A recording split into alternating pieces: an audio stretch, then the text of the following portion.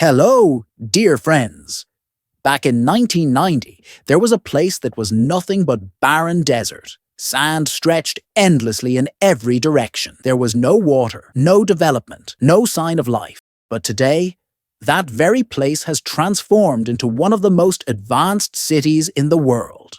Where once there was only sand, now there are majestic fountains, canals, and roads of international standards. And towering above them all is the tallest building in the world. Yes, you guessed it. Today we are taking a fascinating journey to the United Arab Emirates, more commonly known by one of its most famous cities, Dubai. Why were Pakistani visas banned? Which visa has now been reopened for Pakistanis? Without any sponsor? What's the new policy? Why do women from this wealthy nation sometimes flee their homeland? How did Emirates Airlines rise while PIA fell? And why does the whole world want to visit Dubai? You might think it's all because of oil. But no, it's not that simple. You'll learn all about it in today's video. Let's begin this journey. The official name of this country is the United Arab Emirates. Though the world mostly knows it as Dubai, that's actually just one of the 7 emirates of the UAE. With a total area of 83,600 square kilometers, it ranks 115th in the world by land area. The UAE rose to global fame because of Dubai's rapid development, progress so fast it was unimaginable. From desert to a luxurious global destination, Dubai has become a symbol of modern success. This Arab Islamic country is now home to people from across the globe who come to work and live here. Surprisingly, only about 11.5% of the UAE's population are local citizens. A massive 88.5% are expatriates, with Indians forming the largest group. Most people come from Asia to work, thanks to the countless job opportunities that emerged in just a few years. But it's not only about work. Many tourists visit for entertainment as well. Despite being a Muslim country, luxury and even liberal lifestyles attract visitors from around the world. The UAE is composed of 7 emirates: Dubai, Abu Dhabi, Sharjah, Ajman, Ras Al Khaimah, Fujairah, and Al Quwain. These are essentially royal cities governed by their own rulers. The UAE is one of the wealthiest nations in the world, with a GDP of $545 billion and an average annual income of $49,000 per person, much higher than countries like India, Pakistan, or Bangladesh. When you ask a Pakistani where they'd like to work, most will say Dubai. The unemployment rate here is just 2.5%. Over the past 2 years, it seemed as if visa opportunities for Pakistanis had dried up, especially for the youth. But this wasn't just for Pakistan. It included countries like Iran, Kenya, Turkey, Yemen, Syria, Iraq, Libya, Somalia, and Afghanistan. Meanwhile, Indian visas remained open. The reason for these restrictions? It was reported that some individuals from Pakistan were begging on the streets or misusing social media to criticize the government. Although only a few were responsible, the whole country bore the consequences. But there's good news. Just 2 days ago, a meeting between UAE diplomat Hamad Obaid Al-Zabi and Governor of Sindh Kamran Khan Tesori confirmed that the visa issue is being resolved. A new 5-year multiple entry visa for Pakistanis is being introduced. No sponsor needed. You can stay 90 days per visit, up to 180 days per year. This visa can be obtained through authorized agents. You'll need to pay a security deposit of 3,000 AED, show hotel bookings, and return flight tickets. The full visa package usually costs around 15 to 500 AED.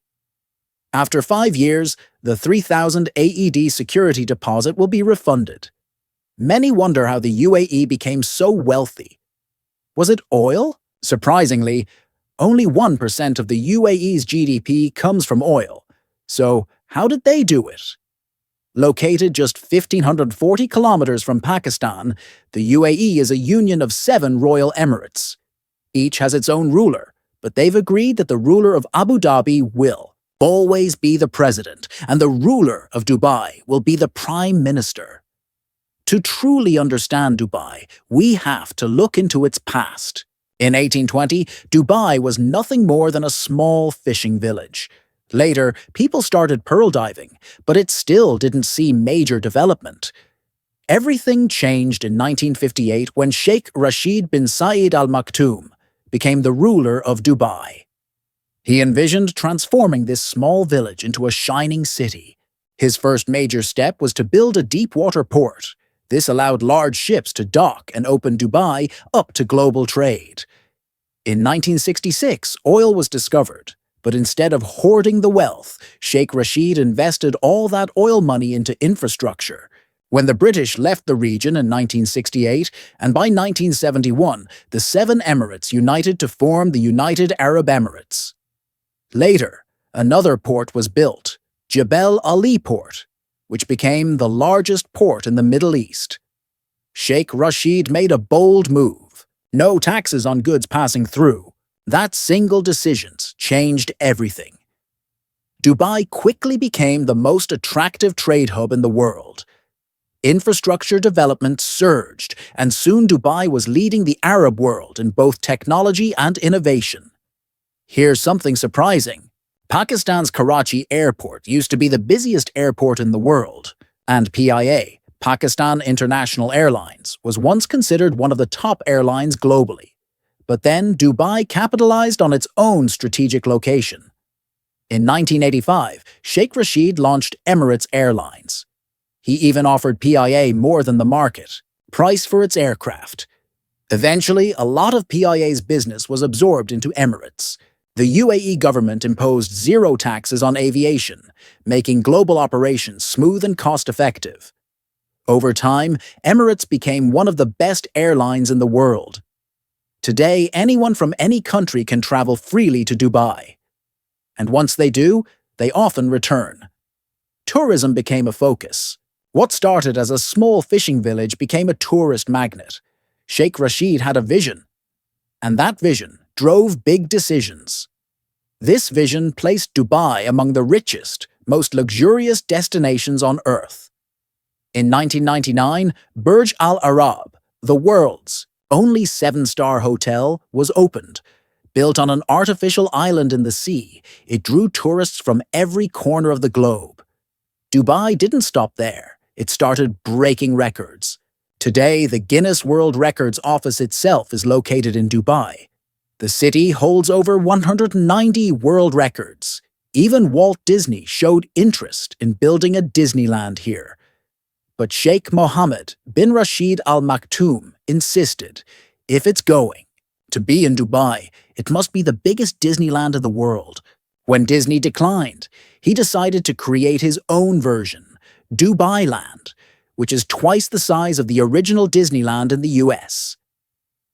Let's talk about some of Dubai's unique features. Dubai's police force is considered one of the most luxurious in the world. They drive supercars like Bugatti, Lamborghini, and Ferrari. The goal? To impress tourists and reinforce the image of Dubai as an elite global destination. In Dubai, buying gold is as easy as buying a chocolate bar. You've probably seen vending machines for snacks, but in Dubai, there are gold vending machines. Yes, real gold dispensed on the spot. That's why, in 2013, 40% of all global gold trade, around 2,200 tons, was handled in Dubai. You may have heard about Bollywood actor Shah Rukh Khan investing in real estate in Dubai. His project is based in South Dubai. But why did he choose Dubai? The answer is simple. Zero income tax, zero property gain tax. This tax-free advantage has attracted huge investments from Pakistani business tycoons and investors. Some wealthy Emiratis even install gold-plated toilets in their homes. In some parts of Dubai, you'll see luxury cars abandoned for months, left on roads or in parking lots. Many of these were bought on loans by people trying to showcase wealth. When they couldn't repay, they fled, leaving the cars behind. When people go bankrupt, they often abandon their luxury cars and return to their home countries. Later, these cars are auctioned off. Friends, more than 20 million tourists visit Dubai each year. The most developed areas are the most visited. Dubai is home to the tallest building in the world, standing at 828 meters tall.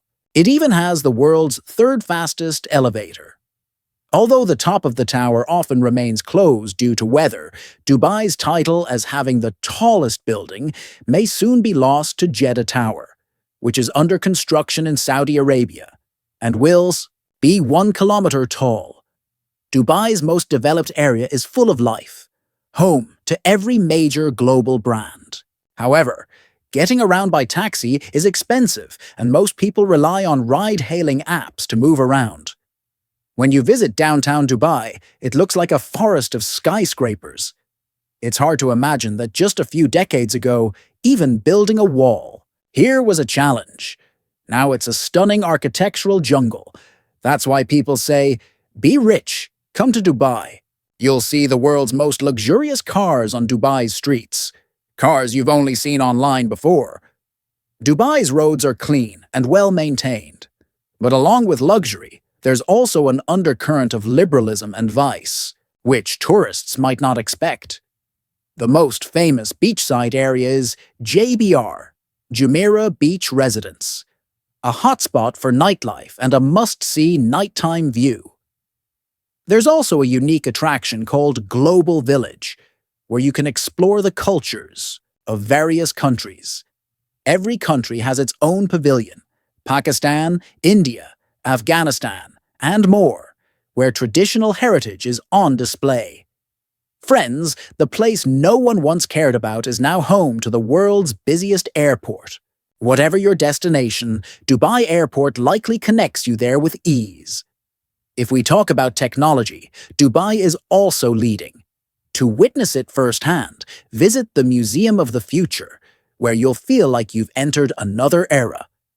The building's architecture alone is a masterpiece. There's so much more in the United Arab Emirates, but we'll show that in another video. Now, let's ask, is everything in Dubai perfect? Dubai is certainly developed, and the Emiratis are among the wealthiest.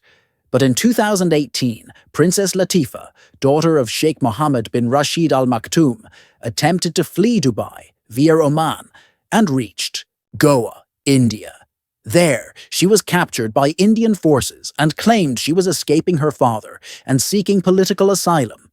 But India sent her back via private jet. In 2021, she appeared again in a video stating she was still being watched and that her freedom was restricted. In 2019, Princess Haya, one of Sheikh Mohammed's wives and the daughter of King Hussein of Jordan, fled to the UK with her 2 children and was granted asylum. Similarly, Princess Shamsa, Latifa's sister, disappeared in 2000 and was reportedly abducted in London and forcibly returned to Dubai via private jet. In 2020, a UK court ruled that the kidnapping was ordered by Sheikh Mohammed himself. These events may seem like personal matters, but to many they reveal a darker side, a form of modern-day control and even slavery. Dubai was built with the aima, hard work of laborers from India, Pakistan, and Bangladesh, many of whom were underpaid. Workers must have a kafil, sponsor, under the kafala system, who controls their job, salary, accommodation, and even their passports. The system allows the sponsor significant power, including the ability to exploit or blackmail the worker. That's why many critics call it a form of modern slavery.